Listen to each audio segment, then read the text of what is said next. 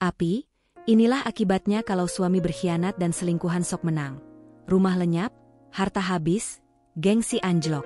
Anastasia bangkit dengan harga diri, sementara Malik dan Lina terjerembab dalam karma paling menyakitkan.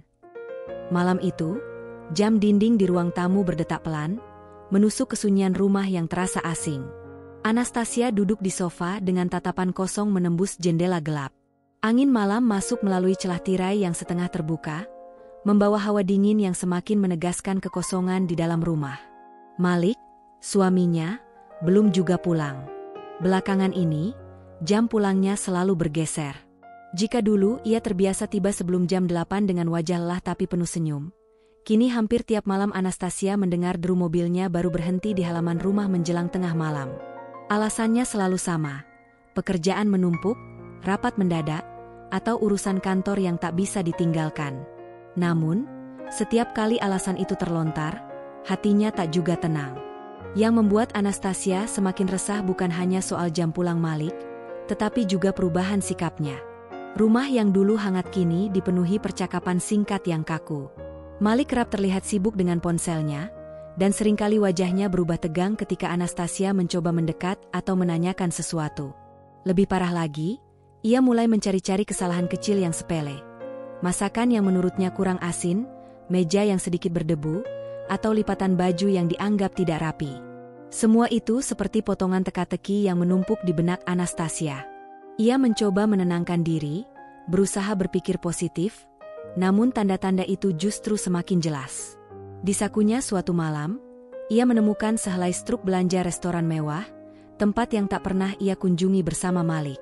Ada juga aroma parfum asing yang samar menempel di kerah kemeja suaminya, bukan wangi yang biasa dipakai Malik maupun dirinya.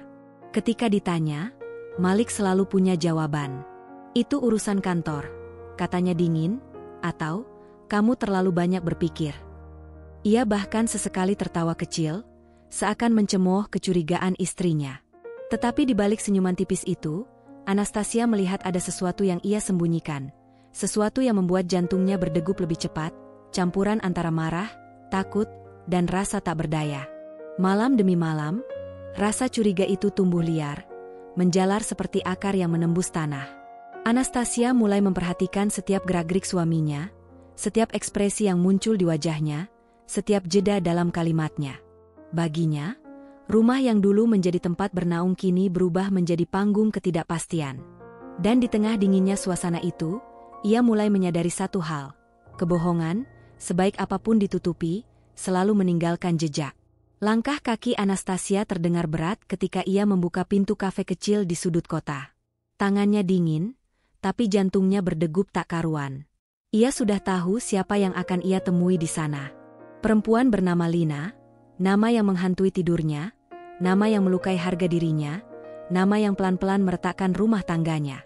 Di sudut ruangan, duduklah Lina.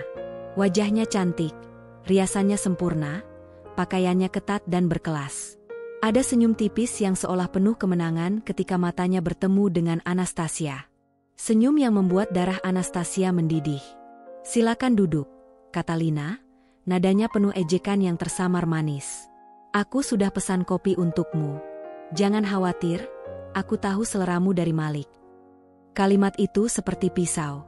Anastasia menahan diri, tapi tatapannya tajam menusuk. Ia duduk, menarik kursi dengan suara berderit kasar. Aku tidak datang ke sini untuk basa-basi, ucap Anastasia datar, tapi penuh tekanan. Aku ingin tahu, apa sebenarnya tujuanmu merusak rumah tangga orang lain? Lina tertawa kecil, suara tawa itu terdengar seperti cemoohan. Rumah tangga? Sayang, rumah tanggamu sudah hancur bahkan tanpa aku. Malik datang padaku karena dia muak denganmu. Kau itu membosankan, kaku, dan, jujur saja, tidak menarik lagi. Kata-kata itu menampar telinga Anastasia lebih keras dari pukulan apapun. Namun ia menegakkan tubuhnya, menahan amarah yang nyaris meledak.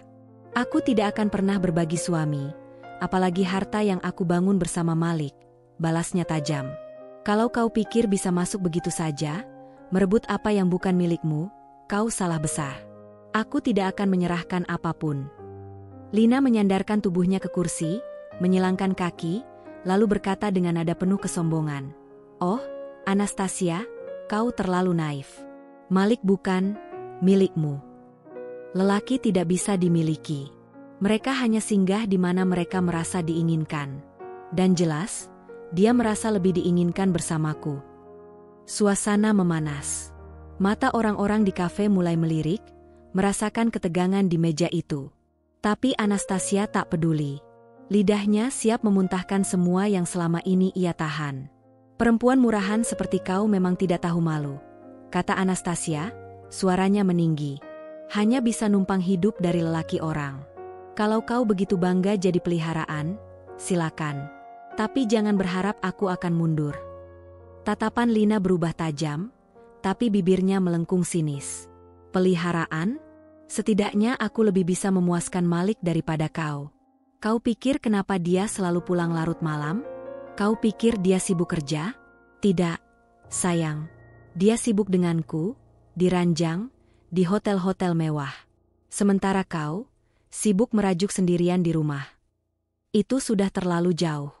Anastasia menggenggam meja, hampir terbangun, tapi saat itulah sebuah bayangan muncul. Mal, ia baru saja tiba, entah karena dipanggil Lina atau memang sengaja datang. Wajahnya menegang melihat kedua wanita itu saling berhadapan.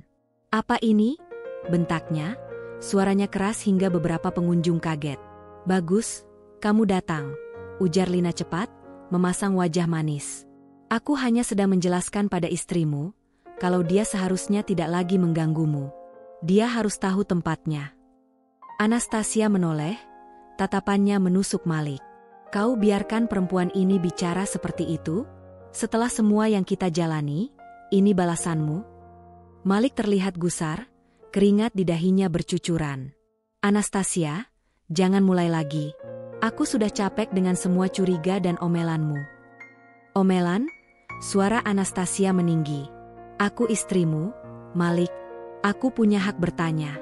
Aku punya hak mempertahankan apa yang jadi milikku. Kau lupa siapa yang mendampingimu dari nol? Kau lupa siapa yang selalu ada waktu kau jatuh? Sekarang, kau rela menjual semua itu hanya untuk tubuh murahan perempuan ini?" Wajah Malik memerah, tangannya mengepal. Lina tersenyum puas, lalu mendekatkan wajah ke Malik sambil berkata manja, "Lihat, aku sudah bilang, dia hanya akan membuatmu sakit kepala. Tinggalkan saja, biar dia hidup dengan sisa kesombongannya. Kau berhak bahagia, Malik, bersamaku." Kata-kata itu seperti bensin disiram ke api. Malik kehilangan kendali. Dalam sekejap, tangannya terangkat tinggi, lalu mendarat keras di pipi Anastasia. Plaa. Suara tamparan itu menggema, membuat semua pengunjung kafe menahan napas. Anastasia terhuyung, pipinya panas, matanya berair bukan karena kelemahan, tapi karena amarah yang meledak-ledak. Ia menatap suaminya dengan pandangan yang tak pernah ia berikan sebelumnya. Pandangan penuh kebencian. "Jadi ini kau sekarang?" Suaranya bergetar, parau, tapi tajam. Seorang pengecut yang berani menampar istrinya sendiri, hanya demi pembelaan terhadap selingkuhan murahanmu. Malik terdiam, tapi Lina justru tertawa puas. Ia menepuk bahu Malik, lalu menatap Anastasia dengan tatapan merendahkan. "Kasihan sekali kau, Anastasia," katanya sinis. "Bahkan suamimu pun muak melihatmu. Kau bukan siapa-siapa lagi. Kau hanya beban. Tidak heran dia lebih memilih aku. Aku cantik, aku segar, aku bisa membuatnya merasa hidup. Sementara kau, hanya bangkai hidup yang menyedihkan." Kata-kata itu menusuk dada Anastasia seperti belati. Tapi ia menolak runtuh. Ia berdiri, menegakkan tubuh dengan sisa harga dirinya. "Dengar baik-baik, Lina. Kau boleh merasa menang hari ini. Kau boleh tertawa puas. Tapi jangan lupa, aku masih istri sah Malik. Semua yang dia punya, semua yang kau nikmati, separuhnya milikku. Kau tidak akan pernah bisa menghapus itu." Lina mendengus, lalu mendekat hingga wajah mereka hampir bertemu. "Aku tidak butuh separuh. Aku akan ambil semuanya. Dan aku akan pastikan kau keluar dari hidup Malik dengan tangan kosong." Anastasia menatap balik, matanya menyala-nyala. "Kau akan menyesal. Aku bukan perempuan lemah yang bisa kau injak-injak. Kau pikir aku akan diam? Tidak. Aku akan melawan, sampai darah terakhir sekalipun. Ketegangan di meja itu mencapai puncaknya. Malik hanya berdiri, wajahnya bingung, tapi jelas terombang-ambing oleh provokasi Lina. Dan bagi Anastasia, semua yang terjadi hari itu menjadi titik balik. Ia tahu, rumah tangga yang ia bangun sudah retak parah. Tapi ia juga tahu, ia tidak akan membiarkan dirinya dihancurkan begitu saja. Malam itu, setelah pulang dengan pipi yang masih perih, Anastasia berdiri di depan cermin. Ia menatap wajahnya sendiri, wajah seorang istri yang dikhianati, tapi juga wajah seorang wanita yang mulai menemukan kekuatannya. Ia menyentuh pipinya yang memerah, lalu berbisik pada bayangannya. Jika mereka ingin perang, mereka akan mendapat perang. Dan sejak saat itu, Anastasia bersumpah, ia tidak hanya akan merebut kembali martabatnya, tapi juga akan menyeret Malik dan Lina ke dalam neraka yang mereka ciptakan sendiri. Hari-hari setelah insiden di kafe itu, terasa seperti neraka bagi Anastasia. Pipi yang ditampar Malik memang sudah lama tak lagi memerah, tapi perihnya masih tinggal jauh di dalam dada. Setiap kali ia menutup mata, suara tamparan itu kembali bergema, diikuti dengan tawa puas Lina yang menghina. Luka batin itu lebih menyakitkan dari luka fisik manapun. Ia terpuruk. Malam-malamnya dipenuhi tangis sunyi. Di kamar yang dulu menjadi saksi kebahagiaan, kini ia hanya bisa meringkuk seorang diri, memeluk bantal, berharap ada keajaiban yang bisa menghapus semua penderitaannya. Kadang ia berpikir, mungkin memang salahnya, mungkin Malik benar, mungkin ia terlalu kaku, terlalu membosankan.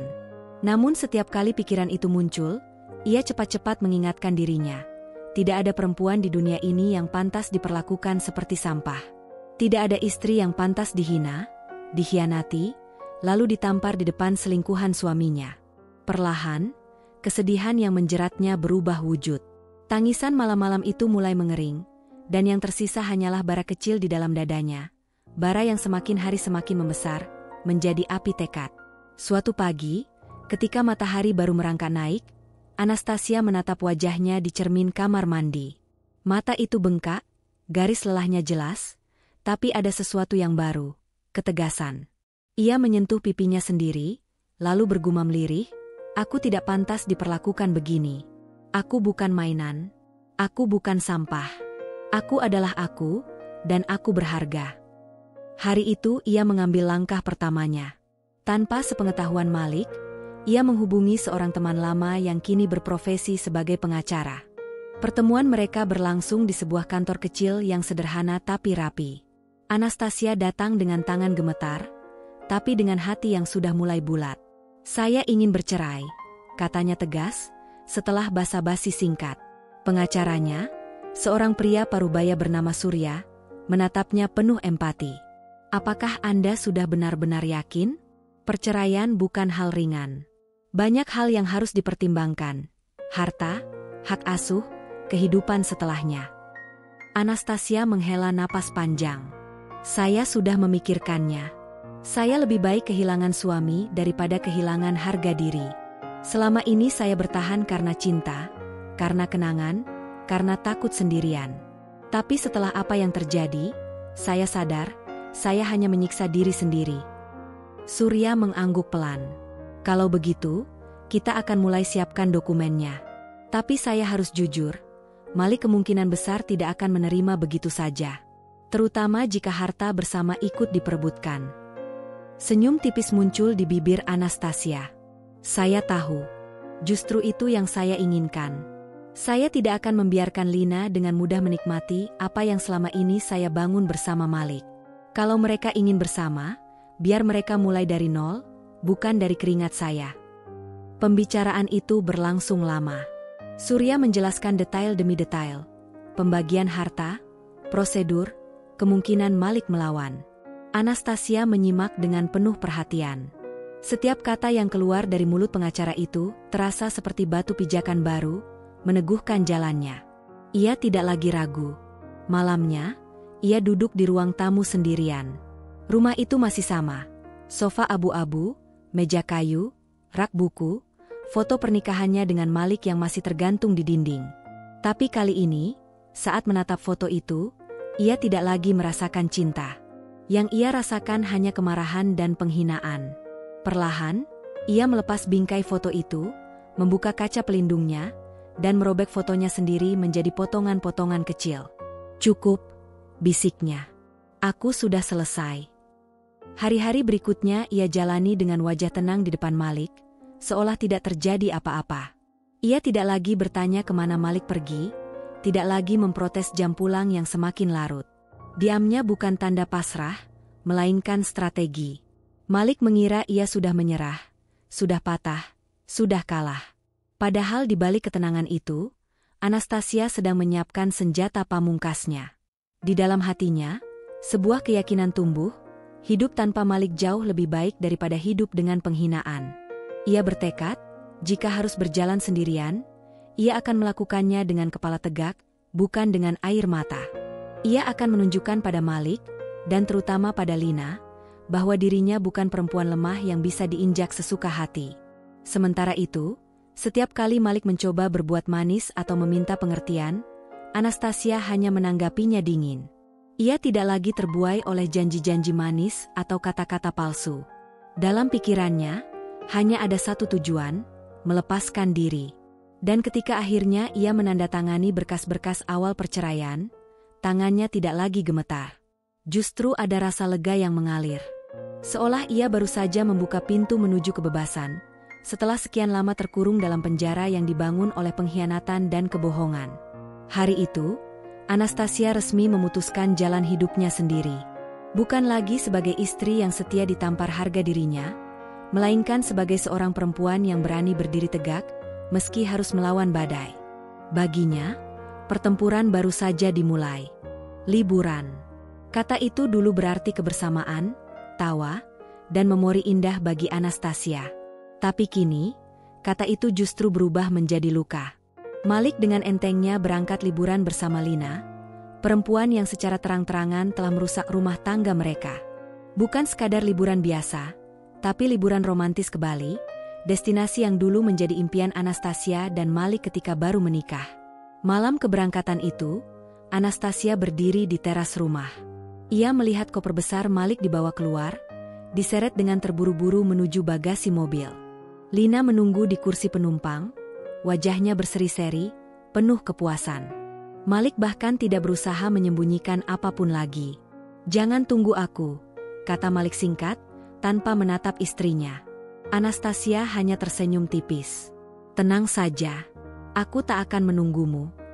Kalimat itu dibiarkan menggantung, tidak dipedulikan Malik, tapi di dalam dada Anastasia, itu terasa seperti janji yang sebentar lagi ditepati. Begitu mobil mereka melaju pergi, menghilang di tikungan, Anastasia masuk ke rumah. Pintu ia kunci rapat, dan untuk pertama kalinya setelah sekian lama, ia merasa bebas. Malam itu ia duduk di ruang tamu yang sepi. Ruangan itu pernah menjadi saksi ribuan percakapan, tawa, juga pertengkaran. Kini, ruangan itu akan menjadi saksi keputusannya yang paling besar. Ia menatap sekeliling, sofa yang ia pilih sendiri, karpet tebal yang ia beli dengan gaji pertamanya, lemari kayu yang ia rawat bertahun-tahun. Semua itu adalah bagian dari dirinya. Dan untungnya, semua itu, termasuk rumah ini, atas nama dirinya. Hari-hari berikutnya, ketika Malik dan Lina sibuk berfoto mesra di pantai, mengunggah senyum palsu ke media sosial, Anastasia bekerja diam-diam. Ia bertemu agen properti, menandatangani surat-surat, dan mengurus segala dokumen penjualan rumah. Prosesnya tidak mudah. Tapi karena semua legalitas atas namanya, tidak ada yang bisa menghalangi. "Apakah Anda yakin ingin menjual rumah ini, Bu Anastasia?" tanya agen properti itu pada suatu siang.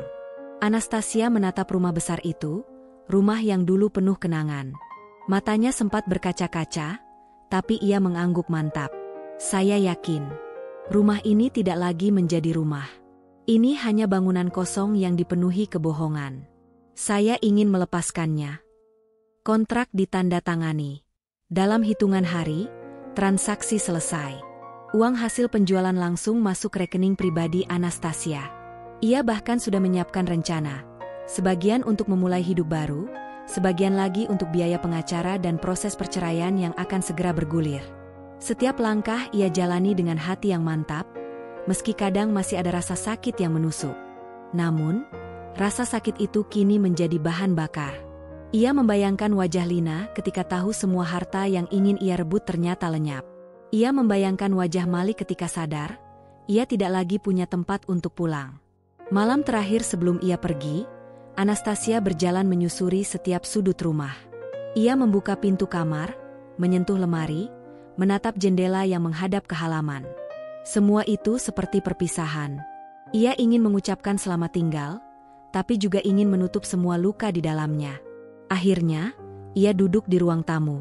Di meja kayu yang menjadi pusat rumah itu, ia meletakkan sebuah amplop putih. Di dalamnya, surat cerai yang telah ia tanda tangani. Di sampingnya, ia menulis sepucuk surat singkat dengan tangannya sendiri. Malik, aku sudah cukup lama menahan semua sakit yang kau berikan. Tamparanmu, hinaanmu, dan pengkhianatanmu tidak akan pernah bisa aku lupakan. Tapi aku memilih untuk pergi, sebelum semua ini membunuhku perlahan. Rumah ini sudah bukan milik kita lagi. Tidak ada yang tersisa untukmu di sini. Jika kau ingin hidup dengan Lina, silakan. Tapi aku tidak akan ada lagi di sisimu. Anggap saja ini hadiah perpisahan, kebebasanmu, dan kebebasanku. Anastasia. Ia membaca ulang surat itu beberapa kali. Sederhana, tapi setiap kata mengandung racun yang pasti akan menusuk hati Malik. Tidak ada air mata kali ini, tidak ada keraguan, hanya ketegasan. Setelah meletakkan surat itu, Anastasia berdiri. Ia mengambil koper kecil yang sudah ia siapkan sejak beberapa hari lalu. Isinya bukan banyak, beberapa pakaian, dokumen penting, dan sedikit barang pribadi yang berarti baginya. Ia tidak butuh membawa semua, karena ia ingin memulai hidup baru dengan ringan. Saat melangkah keluar, ia menoleh sekali lagi ke arah ruang tamu. Lampu masih menyala, menerangi meja dengan amplop putih itu. Pemandangan terakhir yang ia tinggalkan untuk Malik. Ia menarik napas dalam-dalam, lalu menutup pintu dengan tenang. Udara malam menyambutnya, dingin tapi menyegarkan.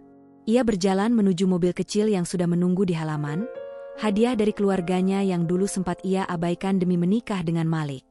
Malam itu, ia mengemudi keluar dari rumah besar itu tanpa menoleh lagi. Di jalan raya yang gelap, pikirannya melayang. Ia tidak tahu pasti kemana hidup akan membawanya. Tapi satu hal yang jelas, ia bebas. Tidak lagi menjadi istri yang dihina, tidak lagi menjadi korban yang ditampar, tidak lagi menjadi bayangan dalam rumah tangganya sendiri. Sementara itu, jauh di Bali, Malik dan Lina masih sibuk tertawa. Mereka tidak tahu badai besar sedang menunggu mereka pulang. Rumah yang mereka kira aman, sudah bukan milik mereka lagi. Harta yang mereka banggakan, sudah raib. Dan yang menunggu di meja ruang tamu bukanlah senyum hangat seorang istri, melainkan surat cerai yang dingin, tegas, dan final. Untuk pertama kalinya setelah sekian lama, Anastasia merasa menang. Malam itu rumah gelap, sepi, dan dingin. Tidak ada cahaya lampu menyambut, tidak ada aroma masakan yang biasanya samar-samar tercium dari dapur. Hanya keheningan menusuk tulang. Malik membuka pintu dengan santai setelah perjalanan liburan bersama Lina. Tawa mereka masih menggema, memuji betapa indahnya pantai dan betapa romantisnya hari-hari yang mereka habiskan tanpa gangguan. Namun seketika, langkah Malik terhenti. Sepi. Sunyi. Rumah yang biasanya hidup terasa mati. Malik menyalakan lampu ruang tamu, dan di sana, di atas meja kayu yang sudah ia kenal bertahun-tahun, hanya ada sebuah amplop putih. Lina masuk sambil menenteng koper. Wajahnya cerah. "Kenapa bengong? Kau kangen rumah ini?" tanyanya dengan nada manja. Malik tidak menjawab.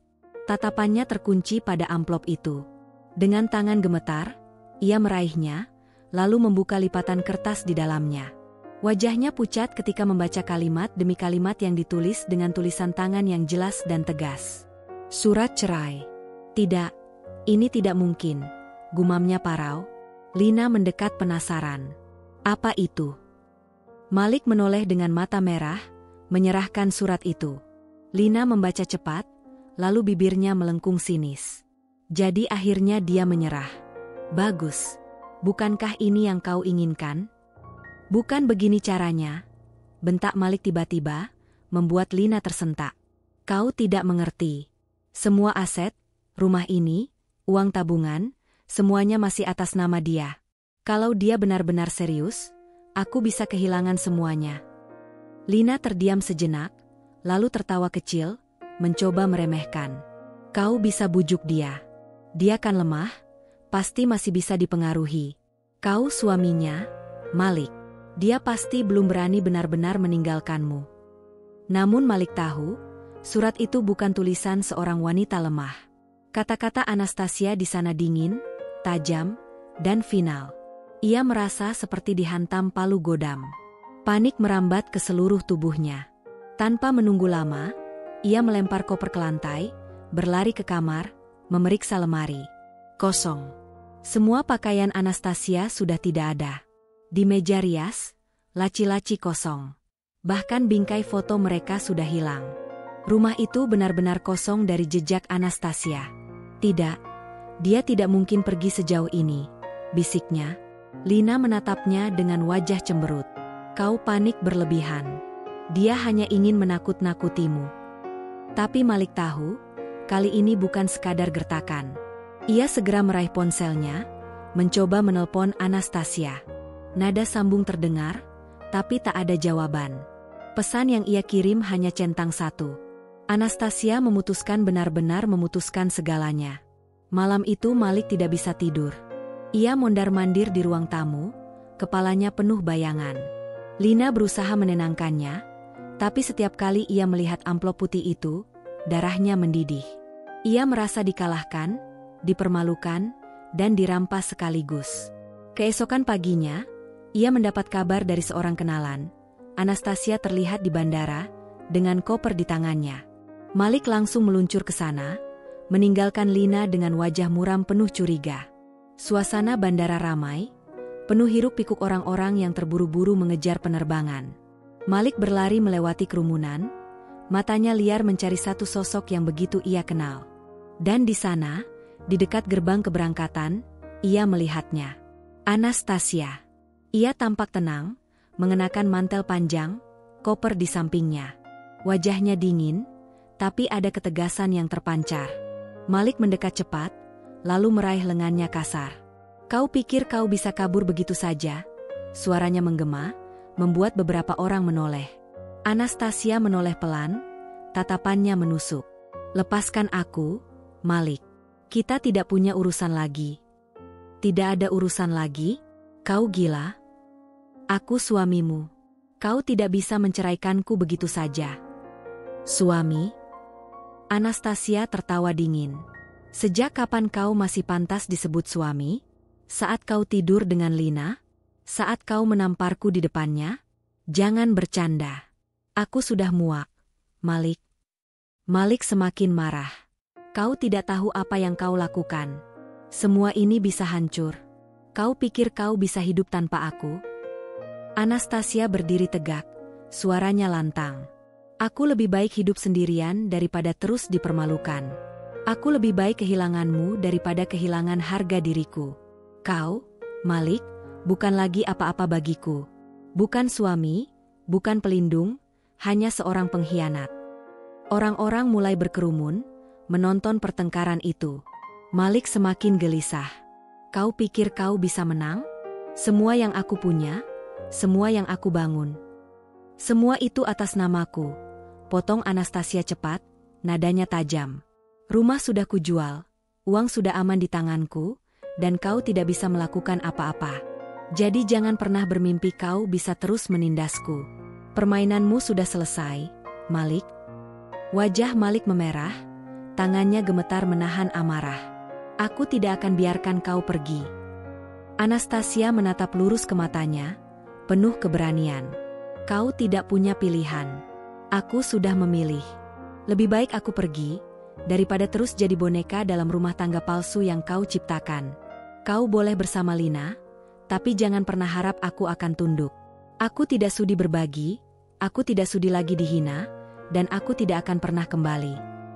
Kata-kata itu seperti pisau menusuk dada Malik.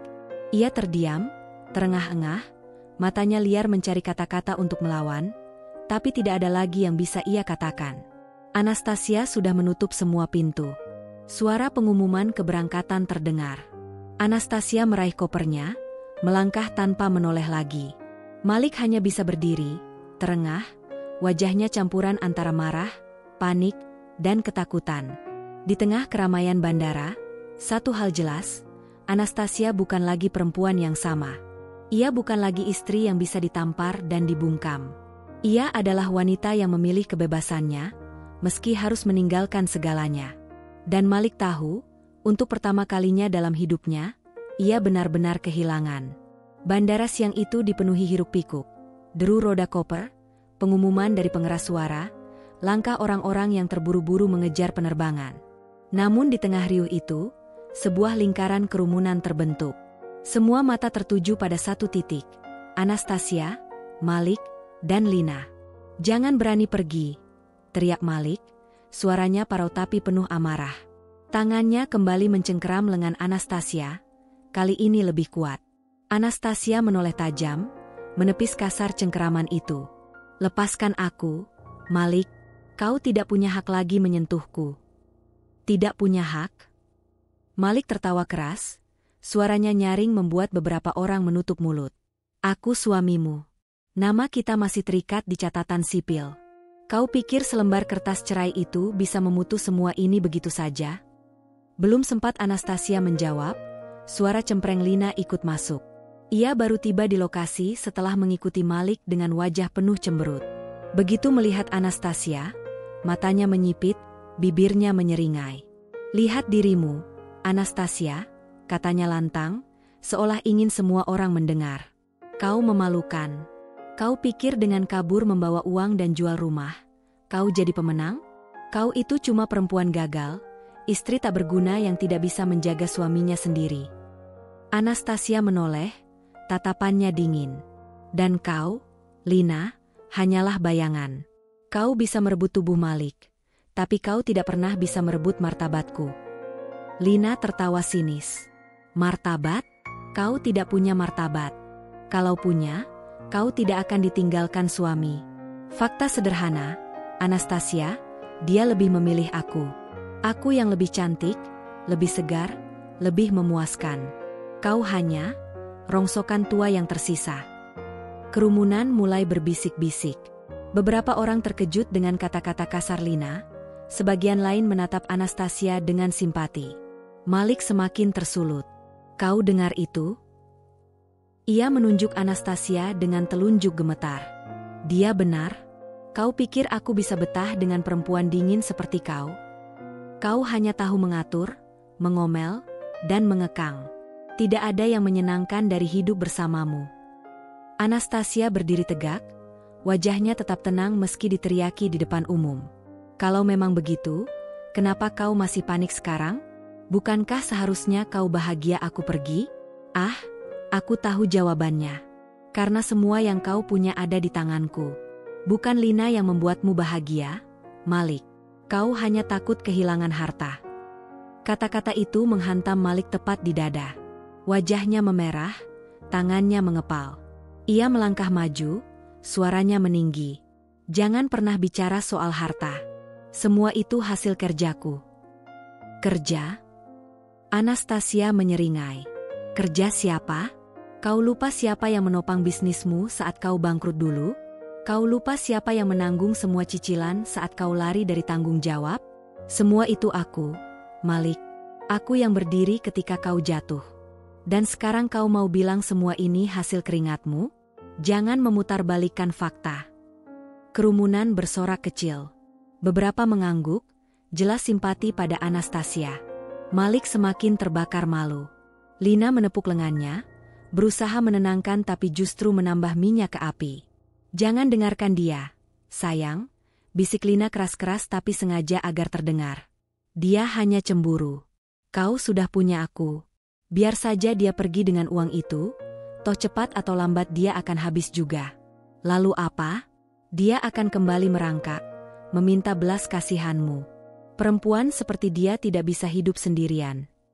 Anastasia menoleh, matanya berkilat. "Aku lebih baik mati berdiri daripada hidup merangkap padamu, Lina. Kau pikir aku akan kembali? Jangan bermimpi. Aku sudah selesai. Pertengkaran semakin panas. Malik berteriak, Lina membalas, Anastasia menjawab dengan dingin tapi tajam. Suasana bandara yang biasanya ramai berubah jadi arena drama terbuka. Anak-anak menatap dengan mata bulat, orang dewasa menggelengkan kepala, beberapa bahkan mengeluarkan ponsel untuk merekam. Kau tidak akan pergi dari hidupku, teriak Malik, suaranya pecah. Kau dengar? Sudah cukup, Malik, jawab Anastasia tegas. Aku sudah muak. Aku tidak akan hidup lagi dalam penghinaan. Aku tidak sudi berbagi suami dengan perempuan murahan ini. Aku tidak akan biarkan diriku diinjak-injak lagi. Lina maju, jarak mereka tinggal sejengkal. Kau pikir kau kuat? Kau cuma berani bicara karena ada orang-orang ini menonton. Kalau tidak, kau sudah habis di tanganku. Anastasia tidak bergeming. Bahkan dengan semua orang menonton, kau sudah memperlihatkan siapa dirimu sebenarnya. Pengganggu, perusak rumah tangga, sampah. Apa? Lina hampir menerkam, tapi security bandara segera datang. Dua petugas berbadan tegap masuk ke lingkaran kerumunan, memisahkan mereka. Apa yang terjadi di sini? Suara security tegas. Anastasia melangkah maju, suaranya tenang tapi keras agar semua orang mendengar. Saya dikejar-kejar oleh suami dan selingkuhannya. Mereka mengganggu saya, mencengkeram saya, dan membuat keributan. Saya mohon, usir mereka keluar. Malik berteriak, dia istriku. Aku punya hak. Security menatapnya tajam. Hak Anda tidak termasuk membuat keributan dan mengganggu penumpang lain. Silakan ikut kami keluar. Lina tidak tinggal diam. Hei! Kalian tidak tahu siapa kami. Kami. Tolong ikuti prosedur. Bu, potong security dingin. Anda berdua sudah mengganggu keamanan di area publik. Sorakan kecil terdengar dari kerumunan. Orang-orang jelas berpihak pada Anastasia. Wajah Malik merah padam, Lina menggertakkan giginya.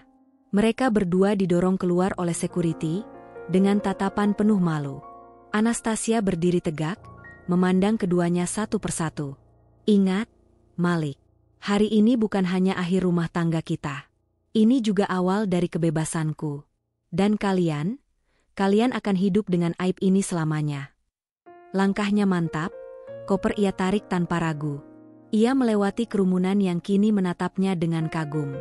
Beberapa orang bahkan bertepuk tangan kecil, mengiringi keberangkatannya.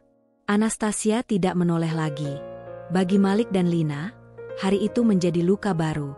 Tapi bagi Anastasia, hari itu menjadi kemenangan. Ia tidak hanya meninggalkan suami yang mengkhianati, tapi juga meninggalkan semua belenggu yang selama ini menahannya. Dan di setiap langkahnya menuju gerbang keberangkatan, ia tahu, ia akhirnya bebas. Malam itu, angin bertiup dingin di jalan sempit sebuah apartemen murahan di pinggiran kota. Malik duduk di atas kasur tipis dengan wajah muram, matanya kosong menatap langit-langit yang berjamur. Suara tetangga ribut terdengar jelas dari balik dinding tipis, sementara bunyi tikus berlari di plafon sesekali membuat Lina berteriak kesal. Ini gila, Malik, pekik Lina, membanting pintu kamar mandi. Dulu aku hidup di rumah besar, tidur di kasur empuk, bisa pilih makanan apa saja. Sekarang, kita makan mie instan setiap hari. Ini bukan hidup, ini neraka. Malik mengusap wajahnya dengan kasar. Rambutnya berantakan, janggut tipis mulai tumbuh, dan matanya cekung. Tidak ada lagi aura pria sukses yang dulu ia banggakan. Kau pikir aku senang hidup begini? Balasnya, suaranya serak karena lelah. Semua ini gara-gara Anastasia. Kalau dia tidak menjual rumah, kalau dia tidak membawa semua aset, kita tidak akan seperti ini. Lina mendengus tajam. Oh, jadi salah Anastasia? Atau sebenarnya salahmu sendiri karena terlalu bodoh?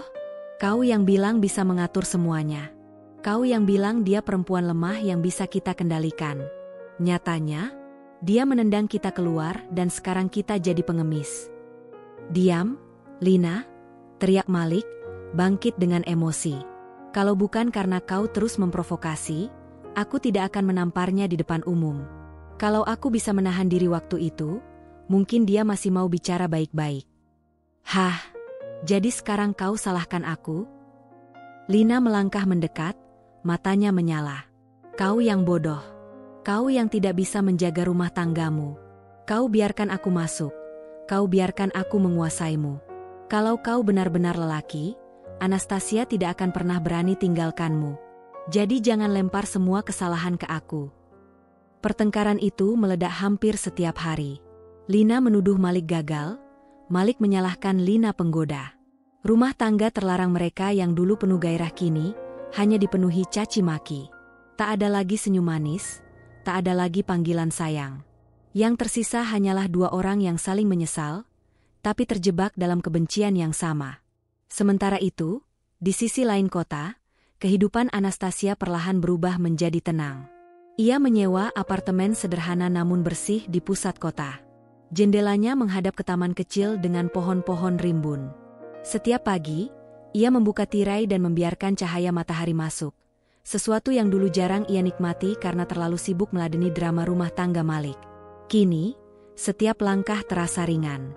Ia tak lagi perlu menunggu dengan cemas jam pulang suami, tak perlu lagi mencium aroma parfum asing di kemeja yang seharusnya hanya milik mereka berdua. Tak ada lagi tamparan, ejekan, atau teriakan. Hanya dirinya sendiri, dan itu lebih dari cukup. Uang hasil penjualan rumah ia kelola dengan bijak. Sebagian ia investasikan, sebagian lagi ia gunakan untuk memulai usaha kecil, butik online yang menjual pakaian dan aksesori. Ia memang menyukai dunia mode sejak dulu, tapi keinginannya selalu terkubur karena Malik menganggap itu pekerjaan remeh. Kini, tanpa Malik, ia bebas. Ia membeli kamera, menata sudut apartemennya untuk pemotretan produk, dan perlahan membangun merek sendiri. Tak butuh waktu lama, pelanggan berdatangan. Hasilnya memang belum sebesar gaji Malik dulu, tapi cukup untuk membiayai hidupnya sendiri. Dan yang terpenting, semua itu miliknya, bukan karena belas kasihan siapapun. Suatu sore, Anastasia duduk di kafe favoritnya. Ia membuka laptop, mengecek pesanan butik online. Di meja seberang, sepasang kekasih muda tertawa bersama, wajah mereka penuh cinta. Bukannya merasa iri, Anastasia tersenyum. Ia sadar, cinta yang sehat memang indah. Namun ia juga sadar, kebebasan dan harga diri jauh lebih berharga daripada cinta palsu. Teleponnya bergetar. Pesan dari pengacara, Surya. Selamat, Bu. Proses perceraian resmi disahkan. Mulai hari ini, status Anda sudah bebas secara hukum. Anastasia menutup mata sejenak, menghela napas lega. Ada beban besar yang lepas dari pundaknya. Ia menatap langit biru melalui jendela kafe, merasa seakan seluruh dunia terbuka untuknya. Di sisi lain, Malik semakin terpuruk. Setelah kehilangan rumah, ia sempat mencoba menghubungi rekan bisnis lamanya. Namun hampir semuanya menolak. Reputasinya hancur sejak videonya memaki-maki Anastasia di bandara tersebar luas di media sosial. Banyak orang menilai Malik sebagai suami kasar, pengkhianat, dan lelaki tak tahu terima kasih. Tak ada yang mau bekerja sama dengan orang sepertinya. Lihat ini. Malik membanting ponselnya ke meja. Setiap aku coba ajukan proposal, mereka tolak. Semua orang membenciku sekarang. Anastasia sengaja mempermalukan aku. Lina menatapnya dengan tatapan jijik. Jangan salahkan orang lain. Kau memang memalukan. Kau bahkan tidak bisa melindungiku. Sekarang aku hidup menderita karena ikut denganmu. Kalau begitu, kenapa kau tidak pergi saja? Teriak Malik, suaranya serak. Pergi? Kau pikir aku mau kehilangan segalanya lalu pergi begitu saja? Tidak, Malik. Kau yang tarik aku ke dalam lumpur ini. Kau yang harus menanggungnya. Hari-hari mereka semakin pahit. Uang semakin menipis, tagihan menumpuk, dan Lina mulai sering keluar malam tanpa menjelaskan kemana. Malik mencurigai ia mencari jalan pintas, lain untuk bertahan, tapi ia tak berani bertanya. Ia hanya duduk, terjebak dalam penyesalan yang tak ada ujungnya. Sementara itu, kehidupan Anastasia semakin stabil. Butiknya mulai dikenal, ia mendapat undangan mengikuti pameran mode kecil-kecilan di pusat perbelanjaan. Di sana, ia bertemu banyak orang baru, pengusaha, perancang, bahkan calon investor. Dunia yang dulu terasa jauh kini terbuka lebar di depannya. Malam sepulang dari pameran, Anastasia berdiri di balkon apartemen. Angin malam menyapu wajahnya lembut. Ia menatap lampu kota yang berkelap-kelip, lalu tersenyum. "Ini aku sekarang," bisiknya. "Aku bukan lagi wanita yang menangis di sudut kamar. Aku bukan lagi istri yang ditampar dan dihina. Aku adalah aku, mandiri, bebas, dan berharga." Beberapa bulan kemudian, kabar buruk menimpa Malik dan Lina. Bisnis kecil yang coba mereka bangun bersama hancur. Lina mulai bosan hidup susah, dan pertengkaran mereka semakin brutal. Suara teriakan mereka sering terdengar hingga ke tetangga. Bahkan sekali waktu Lina kabur semalaman, baru pulang pagi dengan wajah penuh amarah. "Aku menyesal ikut denganmu, Malik," teriaknya suatu pagi. "Aku seharusnya tidak pernah meninggalkan hidupku dulu. Kau menjanjikan surga, tapi memberiku neraka." Malik, dengan mata merah penuh kelelahan, hanya bisa menjerit balik. "Kalau kau menyesal, pergi saja. Aku tidak butuhmu lagi." Tapi kenyataannya, mereka terjebak satu sama lain. Tak punya rumah, tak punya tabungan, tak punya siapapun yang bisa menolong. Mereka hanya punya kebencian, dan kebencian itu yang membuat mereka tetap bersama, saling menyiksa, saling menghancurkan. Sementara itu, Anastasia menemukan kedamaian. Ia rutin berolahraga, belajar memasak untuk dirinya sendiri, dan sesekali bepergian ke kota lain untuk mencari inspirasi. Perlahan, senyumnya kembali, matanya berbinar. Ia bukan hanya selamat dari luka masa lalu, tapi juga berkembang lebih kuat. Di sebuah kesempatan, ia bertemu dengan Surya, pengacaranya, yang kini sering menjadi teman diskusi. Mereka berbicara panjang tentang bisnis, kehidupan, bahkan tentang luka hati. Surya menatap Anastasia dengan kagum, mengatakan, "Jarang saya melihat klien berubah sekuat ini. Anda bukan hanya bertahan, Bu Anastasia. Anda benar-benar bangkit." Anastasia tersenyum tulus. "Saya hanya tidak ingin lagi kehilangan harga diri. Itu pelajaran terbesar dalam hidup saya." Hari-hari berlalu. Dunia seakan berbalik arah. Anastasia berjalan di jalan baru dengan penuh keyakinan, sementara Malik dan Lina semakin terseret ke jurang yang mereka gali sendiri. Dan pada akhirnya, takdir menyelesaikan sisanya. Suatu malam, Malik duduk sendirian di bangku reot apartemen, menatap kosong keluar jendela. Lina belum pulang, dan ia tidak peduli lagi. Ia teringat wajah Anastasia, senyum yang dulu menyambutnya, tangan yang dulu menopangnya, tatapan yang dulu penuh cinta. Semuanya hilang karena kebodohannya sendiri. "Anastasia," bisiknya parau, "aku yang salah. Aku yang hancurkan semuanya." Tapi penyesalan datang terlambat. Anastasia sudah jauh, sudah bebas, dan tak akan pernah kembali. Di sisi lain kota, Anastasia duduk di balkon apartemennya, menyeruput teh hangat. Angin malam berembus lembut, membawa rasa damai. Ia menutup mata, mengingat semua yang ia lalui. Air mata, tamparan, penghinaan, hingga akhirnya kebebasan. Sekarang, ia tersenyum. Harga dirinya kembali. Luka-luka itu memang ada, tapi justru menjadikannya lebih kuat. Ia tahu satu hal pasti, ia tidak pernah lagi akan membiarkan siapapun merampas kebahagiaannya. Dan itulah akhir yang sejati, ketika pengkhianatan terbalas oleh karma, dan seorang perempuan menemukan kembali dirinya. Waktu terus berjalan, dan kehidupan memberi pelajaran paling pahit bagi Malik dan Lina. Setahun setelah perceraian Anastasia resmi disahkan, nama Malik tak lagi terdengar di dunia bisnis. Semua rekan menutup pintu, reputasinya hancur lebur setelah video di bandara menyebar luas. Ia yang dulu selalu menepuk dada, membanggakan status sebagai pengusaha, kini hanya menjadi bayangan dari dirinya sendiri. Tak ada yang percaya padanya, tak ada yang menghargai kata-katanya. Lina pun tak lebih baik. Wanita yang dulu begitu percaya diri, yang selalu merasa lebih unggul dari Anastasia, kini hidup terjebak dalam lingkaran sengketa kecil dengan Malik. Hidup tanpa kemewahan membuat wajah cantiknya memudar, digantikan keriput dan amarah. Pertengkaran menjadi makanan sehari-hari. Berkali-kali ia mencoba meninggalkan Malik, tapi selalu kembali karena tak punya arah. Hari demi hari, mereka saling menyalahkan. Malik menuduh Lina perusak rumah tangga, Lina menuduh Malik laki-laki gagal. Hubungan yang dulu dibangun di atas pengkhianatan kini runtuh di atas pondasi kebencian. Tak ada lagi cinta, tak ada lagi gairah, hanya penyesalan yang menyesakkan dada. Suatu malam, di kamar sempit yang pengap, Malik duduk sendiri di kursi reot. Lina tertidur dengan wajah lelah, bekas tangis masih terlihat di pipinya.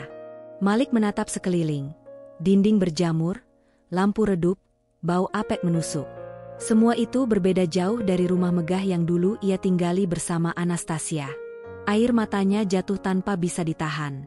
Untuk pertama kalinya dalam hidup, ia mengakui kekalahannya.